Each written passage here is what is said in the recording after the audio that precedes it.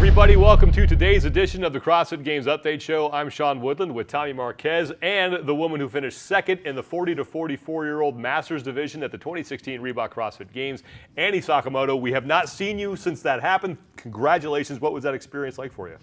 It was amazing. It was everything I expected it to be. So it was challenging, but it was fun. Yeah. It was an amazing group of women that I was competing against. And most of all, I made a lot of great friendships. Well, we're certainly proud of you. But today we're going to talk about the team series. Week 1 is in the books. And the cool thing about the team series for me is it's like this little sort of petri dish science experiment. We throw all these individuals together in teams, and it's really surprising often to see what teams do the best. Yeah, a lot of cool things come from it. And one of the things that stood out to me initially, just all the Facebook live feeds, the motley crew of athletes that are broadcasting themselves live and putting it out to the world, alongside of some of the top teams feeds. We still see them throwing down right alongside regular gym box goers, competing against some of the best in the world in this type of format. Right. And this was the first time that we've seen the synchronized movements for the everyday CrossFitter. So we've seen it at the regionals and games levels. To try that, I think, was a whole new bag of tricks for a lot of the everyday CrossFitters. As just a quick reminder, let's get you recapped on what the first 4 events of the team series were. We had a whole bunch of stuff for everybody, and as Annie mentioned, event 1 was those synchronized movements, and then over into event 2, that was the individual relay that we had. In event 3, we paired people up in the same gender pairs, and then finally in event 4, it was all about strength, the 1 rep max hang power clean. The overall leaderboard now after week 1 has some very familiar names on top of it. Team Reebok reunited. They've won it every year. They're back on top of the leaderboard this year. This is the team that won it first 2 years ago.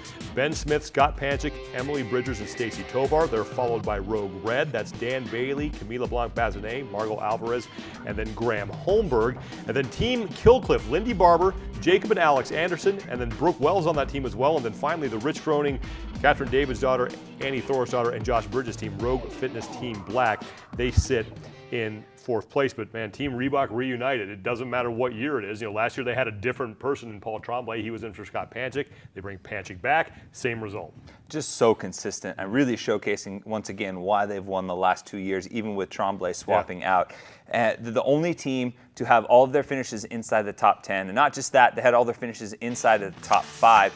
And you'd have to argue that based on individual games, performances, that their men would be the stronger duo. But in this format, the women have really shown and have complemented each other nicely. In event 2, the women had faster splits than the men. Then in event number 3, they had more push presses in total than the men did. So a nice balance out. And once again, they're on top. And besides being so consistent, they seem to be a very well-matched team. So as you said, the women out-push press the men, but only by 11 reps. Looking at the difference between, in event 1, the male-female pairs, it was only 14 seconds of difference between the 2 pairs. So they seem to be a very cohesive team. It's very easy to get fixated on those quote-unquote super teams, and rightfully so. They're always towards the top of the leaderboard. But who else on that first page stands out to you? For me, it's Jersey Shore's finest. They're the only non-pro team inside of the top 10 after week number 1.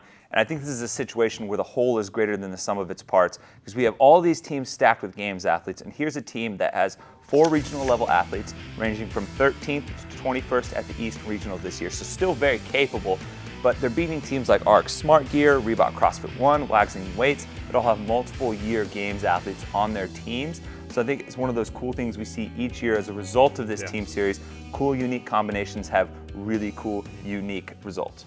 Well, and you never know. On paper, you would think CrossFit Rogue Black would be ahead of Rogue Red. We're looking at Rogue Black, Rich Froning, 4 times games champion, Annie Thor's daughter, 2 times champ, Katrin, 2 times champ. So looking at that roster, you would definitely think they would be ahead of Rogue Red.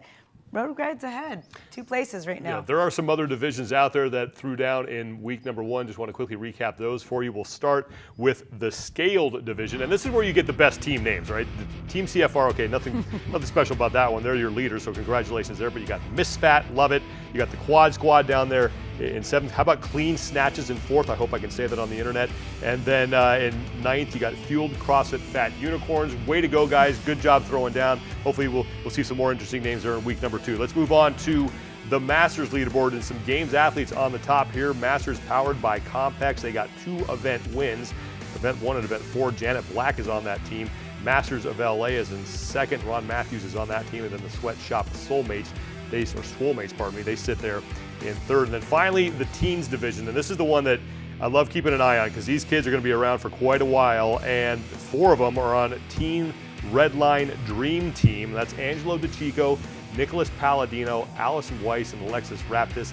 They're followed by Young with Guns, Evan Haynes, Haley Adams, and Kayla Stefano, and Zach Mayer. And then in 3rd and 4th place there, you got a couple teams from Latin America. So that's really cool to see. Yeah, a nice international flair. But then if you go back up to the top and you see that duo of DeChico and Palladino, if you look at their weights for the hang power clean, I don't want to because it makes me feel bad. They have the same total poundage as Rich Froning and Josh Bridges with a 330 hang power clean from Palladino. So we don't have to look too far into the future to see them competing at this sport at a high level. That's just unreal. I cannot believe that. Every week on the show we hear something. I just hear something that makes me feel worse about myself, and that's going to be the one.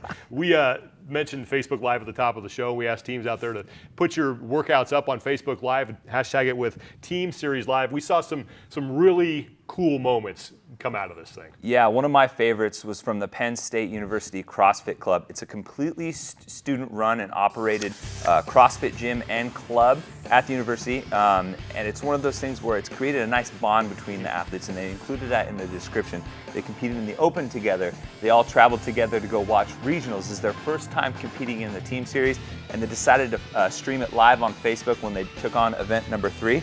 It's always nice to see some college kids put down the Keystone Light and step away from a hamburger and throw down, in some CrossFit. Well, and then on the other side of that, there was Team Snap Crackle Pop. They were a masters team. Really, with a name like that? Very aptly named after my right knee. Exactly, I can definitely identify with that team.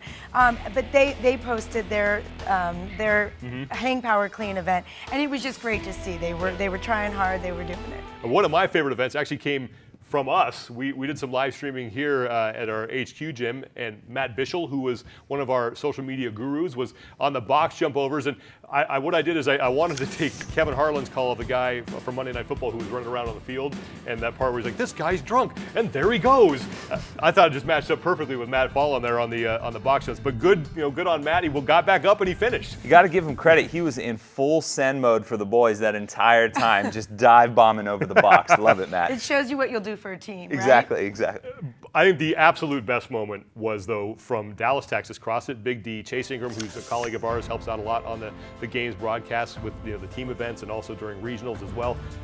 He and his gym did something really cool for a family there. Yeah, they had a Facebook live stream where they streamed a special heat of one of the events where they had a mother-daughter duo who just recently lost their home as well as all of the possessions in it in a house fire. So what they did is they got their community rallied together, got some donations, got some clothes, got some things like picture frames, printed out pictures, things that you can't really replace that you lose in a fire like that. And then they gave it to them at the end of the workout as a surprise. Awesome. Super heartwarming. It's quintessential CrossFit, and it's why we're all so proud of this community. It's a mother and a daughter competing on a team together, and then it's the community using an event like this to rally and show the support for this family. So I think it's why we're all so proud to be part of this thank movement. you to Chase and everybody there at CrossFit Big D, the community there, for supporting this family. That's great stuff. We love seeing that type of thing. Next week of the team series gets started October 4th. Remember, put your events up again during that week. We'll remind you as we get closer, but it's the Team Series Live, the hashtag Team Series Live on Facebook Live. We'll also have some announcements coming up as far as the Invitational is concerned. That's taking place in November. That's going to be in Toronto, Ontario, Canada. So more news on that. So stay tuned to the game site for more news on that and the second week of the Team Series for Tommy Marquez and the second fittest 40 to 44-year-old woman in the world, Annie Sakamoto. I'm Sean Woodland. We'll see you guys next time.